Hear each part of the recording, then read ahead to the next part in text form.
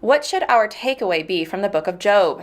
That book has always bothered me, and even though I've been in church my entire life, I've never heard a good explanation of it. Job loses everything and his children die. On the surface, it looks like they died just because God and Satan were trying to prove points to each other. Job has always felt hugely out of character for God to me, and I'd just like a better understanding of what it all means and how it fits with the rest of Scripture. Okay, I actually really get this question.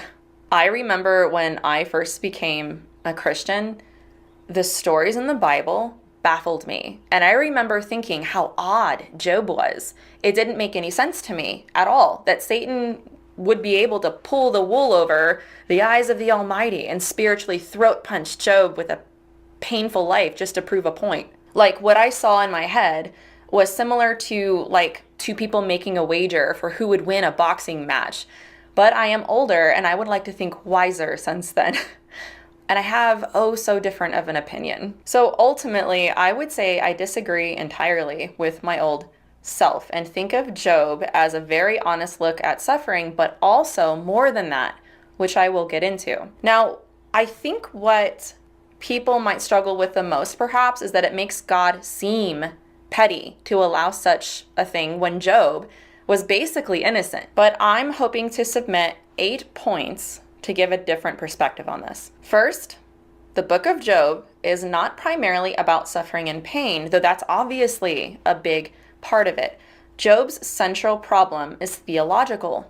Job must deal with the fact that in his life, God does not act the way he always thought God would and should act. The book of Job is more than a record of solutions and explanations to this problem. I think it's more of a revelation of Job's experience and the answers carried within his experience. Now, it's notable that one of the themes in Job is that people aren't going through tough times because they're being punished by God. The rain falls on the just and the unjust. So, wondering what we did to deserve something we didn't bring on ourselves is seen throughout Job. And I'm careful to say didn't bring upon ourselves, because many times we make bad choices and consequences come from those choices. But this isn't what we see in Job. We all suffer, and the overall theme is faith in God throughout suffering and God's sovereignty. Second, I would say Job is a big problem for people who believe in karma, reincarnation, or prosperity teachings. These teachings cannot coincide with the teachings in the Bible, and Job is definitely one of them. As pious as Job was, he wasn't perfect, and the text doesn't lay out what his sins might be, but we might be able to see that there might have been issues with his kids or maybe other areas of his life. So that's something to keep in mind, and I'll elaborate a little bit more on that later in a different point. Third, when it comes to the interaction between God, Satan, and the sons of God, some of my answer is going to be, I don't know. But I do, however, find it really interesting that God was the one who brought Job to the attention of Satan.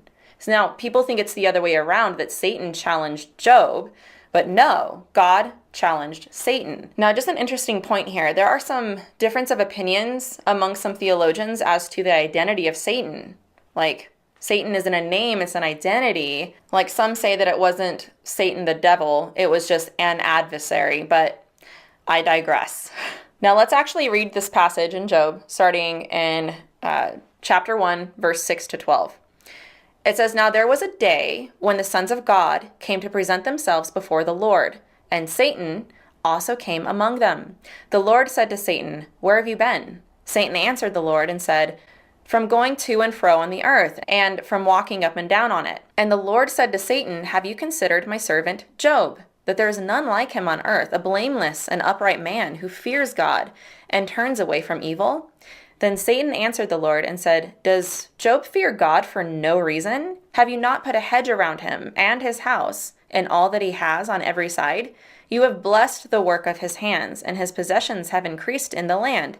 But stretch out your hand and touch all that he has, and he will curse you to your face.' And the Lord said to Satan, 'Behold, all that he has is in your hand. Only against him do not stretch out your hand. Do not take his life.' So Satan went out from the presence of the Lord. So then we see that many things were inflicted on Job. And I find it interesting that after his wife basically urges him to curse God and die, Job's response is, shall we accept good from God and not trouble? And through it all, he never left God. And I think that's something to pause at.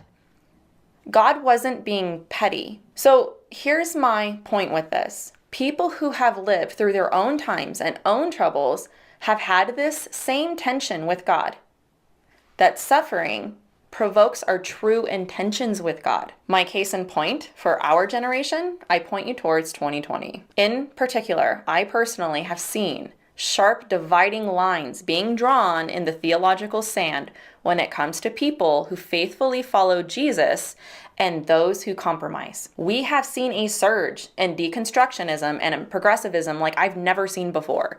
Who's going to hold the line when things get tough? And who's going to cave to the popular culture or to themselves? People have left Jesus in droves. They have created their own version of him. That's the version that they want to embrace. And this Jesus likes what they like, believes what they believe, and approves of everything that they do. They have embraced a syncretistic type of belief system that is very comfortable for them, where they have accepted Jesus without forsaking the world. That's a very contradictory statement in and of itself. Social justice has become the new gospel. Following our hearts is the new Bible, and people have traded virtues for vices, claiming that these are only defined by the person. What provoked all of this? It was suffering. I believe that God provokes to expose, and sometimes God provokes us through tribulation, and this exposes the heart. When the disciples were persecuted, they worshiped. When the American church in 2020 started feeling tribulation, hard times, maybe not necessarily persecution, sure, maybe some worshiped, but a lot went into panic and they compromised. It's one of those true colors scenarios where you get to see the actions behind the words, whether that's good or bad. And I say that suffering has a way of telling us where our true loyalties lie. When being a believer isn't convenient, fun, or comfortable anymore, are you still going to worship him? Will we be obedient through it all? I think that's the heart of the issue. Number 4, a major area to remember about Job is that suffering is never in vain. He was blessed tremendously in the end, but even if we suffer, it's important to know that for the Christian, it's never in vain. Job straight up got mad at God. He got angry. He asked him why. He protested and felt that what we'd probably all feel if we'd led a pious life and went through what he did. And this is interesting, as God allows us to lament and be angry. The Psalms are full of this. God is not afraid or surprised by our feelings. Job was blessed in the end, right? But I think our posture should be, even if he doesn't heal, even if he doesn't give me a miracle, even if he doesn't come through, like I think he should come through, I will still worship him. Even if God, in his wisdom and omnipotence, chooses not to, I will not leave my Lord, who I love and trust. And I think this book is an excellent testimony of this. All right, my 5th point is, you said on the surface, it looks like Job's kids died just because God and Satan were trying to prove points to each other. I personally do not think that that is the case. You said that Job feels out of character for God to you, and you'd just like a better understanding of how it all fits in the rest of Scripture. Well, I think that's kind of the point, is that in our perspective, it's limited. Now let me take this a different direction. Let's pretend for a moment that this was not in Scripture. I think that we would lose one of the most valuable possessions we have as Christians in our struggle with having insight on how to make sense of suffering. I have found that those that go through the most intense suffering understand Job more than anyone else. I think part of the deepest concepts of this book is when Job says, in the worst parts of his pain and suffering, like in Job 23 verse 10, he says, "But he knows the way that I take, and when he has tested me, I will come forth as gold." This doesn't mean that suffering is meaningless. This means that for the martyr, for the injured, for those with cancer, chronic illness, poverty, and countless trials, The lesson is that testing purifies us and reveals the gold refined character within us. I would say that it's in the depths of our suffering that we look for God. And C.S. Lewis has said that pain is God's megaphone to rouse a deaf world. I'm on my 6th point. Wow, this alone could be its own video, but I like expounding on this, so hang with me. A few more points. I would challenge the readers of Job to extend their understanding of the writing beyond their own personal situation or experience. To understand the Bible, we look for Jesus, right? Not ourselves. Even Job points towards Jesus, and he's the answer for our suffering. What's really interesting, check this out, okay? In the beginning of the book of Job, he does something really interesting. He did an offering. And that's worth pointing out, that he didn't do a sin offering for his children, right? He did it on their behalf. He did a burnt offering on behalf of his children. A burnt offering was a symbol of total dedication to God and awareness of God as he has rightful ownership of us. A burnt offering was a sacrifice of a male animal, the most perfect that you could find in your herd or flock, completely without blemish. And the perfection of the burnt offering symbolizes the sacrifice of Jesus. If we find a parallel here, when Jesus stood before Pilate, he declared that he found no fault in Jesus at all. And in a way, this mirrors Jesus' suffering for us. Job was blameless, but he wasn't perfect. Jesus, God in the flesh, was in a sense the perfect Job.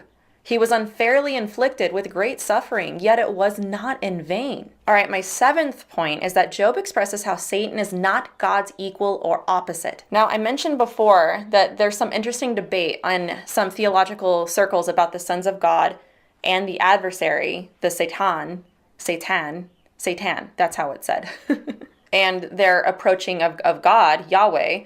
But the point is that this displays God's sovereignty and providence and pokes quite a hole in open theism, the idea that God isn't quite all-powerful. And as far as God's sovereignty, I'm glad that Job exists, because it explicitly contradicts many of the prosperity teachings we see going around, how God would never allow a faithful person to suffer, and that God just wants you to live a happy and victorious life. People just look silly trying to command, declare, and decree God to do anything in light of Job. God is not our heavenly bellboy. I actually had a friend this week say that Job is the elephant in the room for the health and wealth prosperity teachers. And it's very true. All right, my last point on this is I'd like to propose some insight on the interaction between Job and God that should be considered. Satan's philosophy is me first, right? It's believed that Satan fell because of his pride. He bows to no one. He is his own God. This is the religion of man as well. This is, in my opinion, the biggest obstacle for people accepting the gospel. They do not want to serve somebody else other than themselves. So no doubt, this is very reflective of what we have always seen in society, not just of today's society. But the thing is that this is actually a satanic philosophy. Satan is not all-knowing. That's important, because what I'm submitting is that Satan believes that this is a fundamental philosophy for mankind, including Job. The point here that I'm trying to make is that Satan is saying that Job has everything. And this is why he loves and obeys God.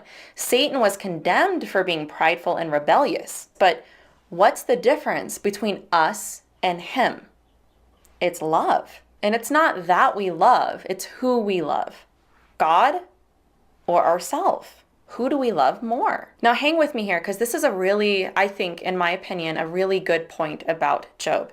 Because it's only in the obedience, the laying down of self, worshiping the one true God no matter the circumstances, which is part of the point of Job. I think that this puts Satan and God's interaction on another level in this light. It was not a petty wager.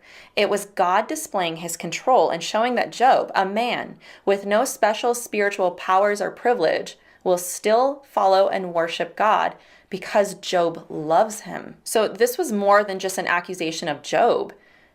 this was an accusation of God himself that, hey, God, you just, in essence, bribed Job into obedience. And God's saying, no, he loves me. Now, I know that I gave a lot on that answer, and even then, I could say so much more about this topic. I really hope that maybe has given some insight on this, even though I don't have all the answers about this. I just have to say a lot more to Job than meets the eye.